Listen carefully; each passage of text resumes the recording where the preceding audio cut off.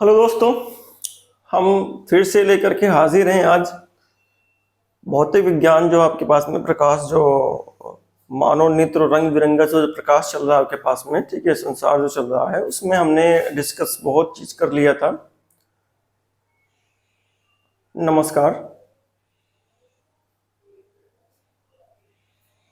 हाँ, ठीक है, चलिए।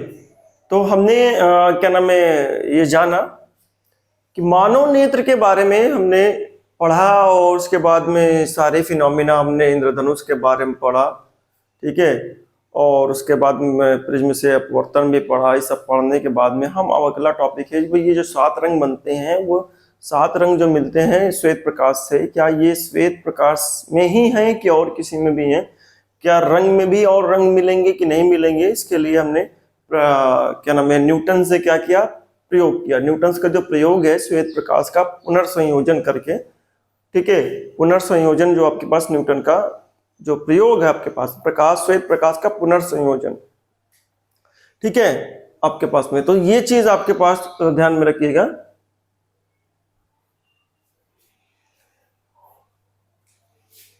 लिख देता हूं मैं,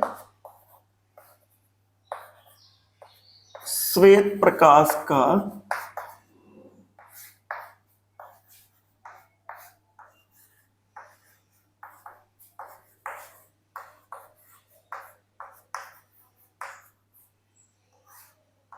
संयोजन इस तरीके से हमारे पास है। अब ये जो कैलकुलेशन जो मिली हुई है हमारे पास में, इस कैलकुलेशन से हम क्या कर सकते हैं, इसका भी ध्यान रखना हमको। ये जो टॉपिक हमारे पास में, न्यूटन ने क्या किया, न्यूटन ने पहले क्या किया, इसको समझने, पुनर्संयोजन। न्यूटन ने पहले एक प्रिज्म लिया, समझिएगा आप, एक पहले प्रिज्म लिया। उस प्रिज्म में, ये प्रिज्म है, उस प्रिज्म से उसने क्या किया, श्वेत प्रकाश को डाला। श्वेत प्रकाश को डाला। जब उसने श्वेत प्रकाश को डाला तो उसने पाया कि ये श्वेत प्रकाश 7 रंगों में विभक्त हो चुकी है, ठीक है। इस तरीके से 7 रंगों में विभक्त हो चुकी है। 7 लाइन आप ड्रा कर लीजिएगा, आपको ड्रा करना है, मैं आपको बता दिया। अब ये 7 रंग कुछ इस तरीके से बाहर निकल रहे थे,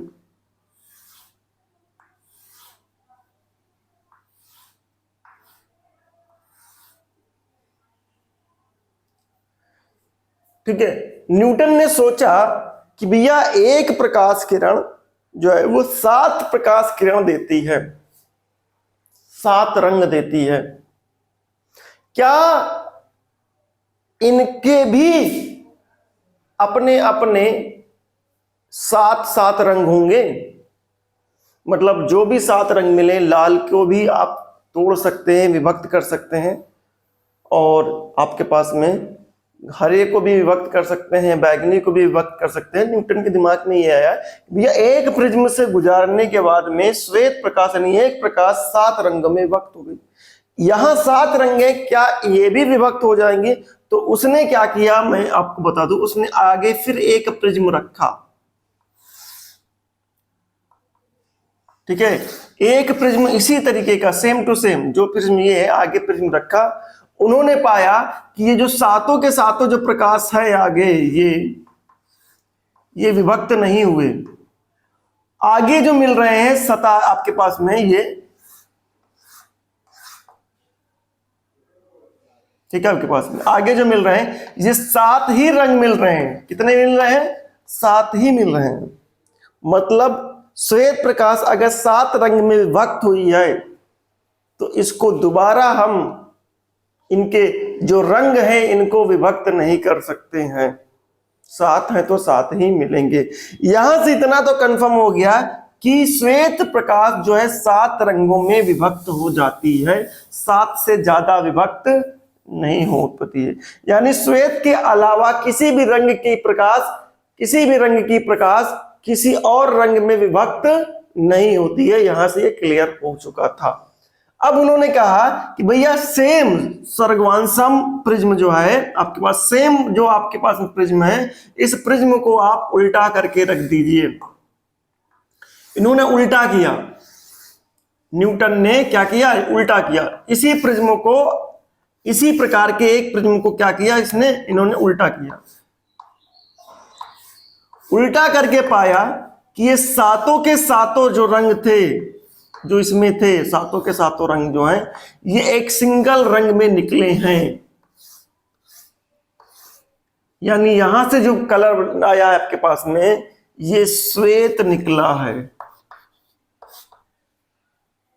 श्वेत रंग निकला हुआ है। तो एक प्रिज्म जो है से डालने पर श्वेत प्रकाश आपके पास में 7 रंगों में विभक्त हो जाता है। और इसके बाद उसी को, उसी प्रिज्म, उसी के जैसा जो प्रिज्म है, सर्गवांसम का मतलब होता है इसी के जैसा सेम प्रिज्म दूसरा लेकर के उल्टा करके रख दीजिए, तो 7 रंग वाली जो प्रकाश है, यानी 7 रंग जब इससे गुजरेंगी उल्टे प्रिज्म से, तो ये सातों रंग पुनर्संयोजित होकर के श्वेत प्रकाश बना लेते हैं।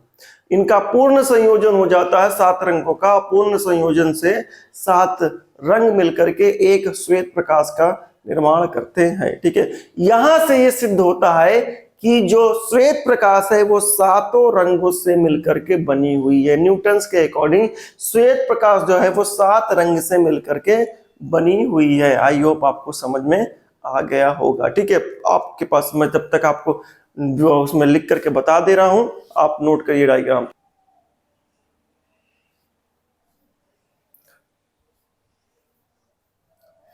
चलिए दोस्तों, जो चीज मैंने समझाया था आपको, ठीक है भाई, न्यूटन ने एक श्वेत प्रकाश डाला, डालने के बाद ही प्रिज्म से गुजरा तो श्वेत प्रकाश 7 रंगों में विभक्त हो गई। न्यूटन ने फिर आपका एक 7 रंग को विभक्त करने की कोशिश की, लेकिन वो विभक्त नहीं हो पाया। फिर उन्होंने क्या किया, प्रिज्म को उल्टा करके रख दिया। उल्टा करके रखा तो 7 रंग जैसे इससे गुजरे तो वो एक श्वेत प्रकाश बना देते हैं। ठीक है, तो इससे सिद्ध होता है कि जो श्वेत प्रकाश है वो 7 रंग से मिलकर के बना हुआ। ठीक है, ये सारी बातें जो मैंने आपको वर्बली समझाई वो मैंने लिख दी। आइजैक न्यूटन ने सर्वप्रथम सूर्य का स्पेक्ट्रम प्राप्त करने के लिए कांच के प्रिज्म का उपयोग किया। ठीक है, श्वेत प्रकाश को कांच के प्रिज्म से डाला तो 7 रंग मिले। एक दूसरा समान प्रिज्म, उसी के जैसा प्रिज्म लेना है, उपयोग करके उन्होंने श्वेत प्रकाश के स्पेक्ट्रम के वर्णों को, यानी श्वेत प्रकाश का जो प्रकाश का स्पेक्ट्रम मिला था, 7 रंग जो मिले थे, उनको और अधिक विभक्त करने का प्रयत्न किया। फिर से उन्होंने सोचा कि 7 से एक 7 देता है तो दोबारा फिर एक 7 देगा तो 49 रंग मिल जाएंगे। ठीक है, की प्रयत्न किया, किंतु उन्हें और अधिक वर्ण यानी रंग नहीं मिल पाए। फिर उन्होंने क्या किया, जब ये नहीं मिल पाए, फिर उन्होंने देखा कि दूसरे प्रिज्म से श्वेत प्रकाश किरण पुंज निर्गत हो रहा है। ठीक है, दूसरे प्रिज्म से, ठीक है, देखा कि दूसरे प्रिज्म से जो है वह श्वेत प्रकाश किरण पुंज निर्गत हो रहा है। इससे न्यूटन ने यह निष्कर्ष निकाला कि सूर्य का प्रकाश जो है 7 वर्णों से मिलकर के बना हुआ। ठीक है, अगर हम दूसरे प्रिज्म को उल्टा करके रख दें तो हमें ही मिल जाता है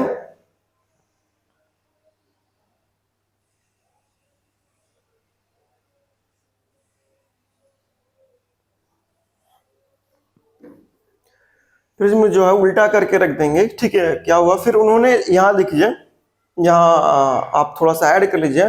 फिर उन्होंने, मैं यहाँ यही ऐड कर देता हूं, थोड़ा सा छूट गया था। फिर उन्होंने देखा कि आपके पास में, यहां ऐड कर दे रहा हूं मैं। फिर उन्होंने, ठीक है, आपके पास में समान प्रिज्म को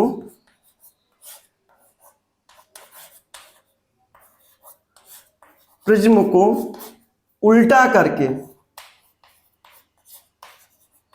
देखा कि दूसरे प्रिज्म से श्वेत प्रकाश किरणपुंज निर्गत हो रहा है। ठीक है, बस इतनी लाइन आपको लिखना है। फिर उन्होंने समान प्रिज्म को उल्टा करके देखा कि दूसरे प्रिज्म से श्वेत प्रकाश का किरणपुंज निर्गत हो रहा है। इससे न्यूटन ने यह निष्कर्ष निकाला कि सूर्य का प्रकाश 7 वर्णों से मिलकर के बना हुआ है। ठीक है, इसके आगे आप यहां से लाइन इतना लिख लीजिएगा, फिर आप स्टार्टिंग करिएगा, फिर ऊपर से वो लिखते हुए आ जाइएगा। ठीक है, थोड़ा छूट गया था। ठीक है, आई होप आपको समझ में आया होगा। आप वीडियो को लाइक कर दीजिए, चैनल को सब्सक्राइब कर दीजिए। ठीक है, इसी तरीके से मैं आपको छोटे छोटे पैकेट में, छोटे छोटे कंसेप्ट में लेकर के पूरा का पूरा सिलेबस कंप्लीट कर दूंगा। आपका छोटा से अपवर्तन पड़ा हुआ, वायुमंडलीय अपवर्तन बचा हुआ, वायुमंडलीय अपवर्तन आपको पढ़ाने के बाद में फिर प्रकाश का प्रकीर्णन बचा हुआ है, वो भी पढ़ाने के बाद में पूरा का पूरा ये जो पार्ट है, चैप्टर है, वो खत्म हो जाएगा। फिर आप 2 चैप्टर खत्म हो जाएंगे भौतिक विज्ञान के, और दोनों की प्रैक्टिस करते रहिएगा। तब तक हम बायोलॉजी और केमिस्ट्री के भी ध्यान देना स्टार्ट करते हैं। ठीक है, धन्यवाद।